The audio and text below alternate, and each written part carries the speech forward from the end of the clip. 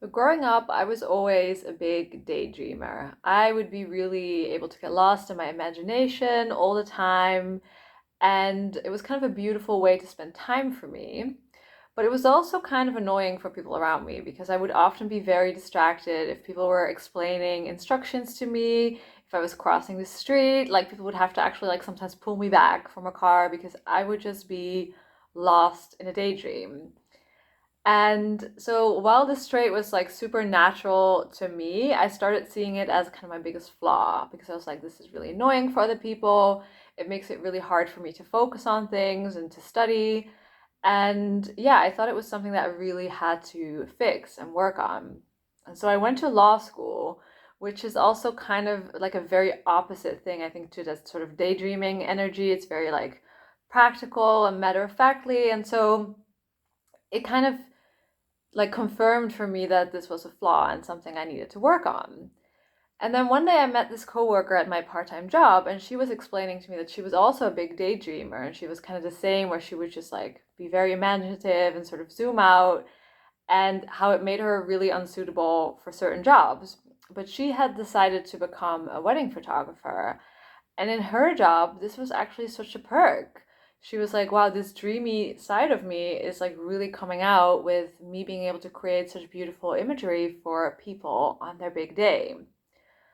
And that was such a big moment to me where I realized, like, wow, this could be a positive thing. Like, I had literally never looked at it like that at all. I thought definitely in a work setting, this is a very big flaw, something I need to fix, something that needs to change about me. And this was the first time somebody basically told me like this can be a positive thing. And that shifted so much for me. And now today where I'm working as a coach, but I'm also writing and creating, it actually is a very positive trait. Like it really allows me, I think, to imagine myself in other people's shoes. It really gives me that sort of creative edge, which really helps me with writing. And so I think because I now work in a career that really matches who I am, those flaws suddenly aren't flaws anymore, but they've become a strength. And that just got me thinking about all of the clients I work with and how so many times we feel like there's something wrong with us because we are in this environment where who we are isn't entirely encouraged.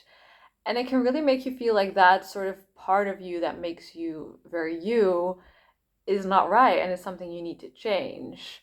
And that could be anything from like I have clients who don't specialize in one thing, but they're very like generally good at like a bunch of different things. And they feel like that's not good enough because the jobs they apply for are very much like specialized. Or, you know, when introverted people feel like they need to really be extroverted and on the stage and always, you know, take up attention when that's not really their nature. Or vice versa. People that feel like they are always too much when they are kind of that person that just brings the big energy to the table and that's really who they are. And so I think oftentimes the question is not like, what is this flaw about me that I need to change and how can I work on that and become better? But rather, like, how can I lead with what is actually the gold in me? Because perhaps that flaw in another environment is like an actually exactly what's needed and appreciated. And so instead of trying to fit into an environment where maybe your personality traits don't come, like, don't shine as much, it's better to look for something where that is the case and rather than change yourself, because that's a really big process. And you might not even want to do that because obviously there is great value in what you offer when you choose to see that. So I would like to ask you what you consider your flaws. Like, what are things that you feel like you need to work on, and particularly in a work setting?